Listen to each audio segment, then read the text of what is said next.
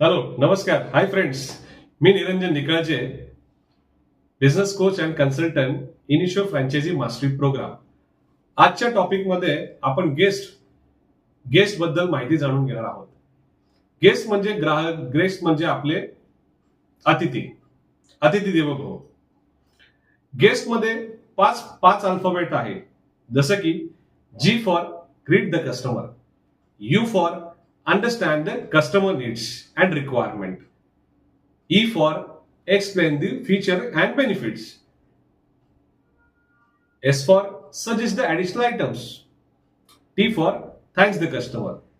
म्हणजे प्रत्येक अल्फाबेटच्या पुढे गेस्टला कशा पद्धतीने आपण हँडल केलं पाहिजे, कशा प्रकारे आपण कस्टमरच्या गरजा समजून घ्यायला पाहिजे, ह्याच्यामध्ये पूर्ण त्याचे पॅरामीटर्स आहेत. धन्यवाद.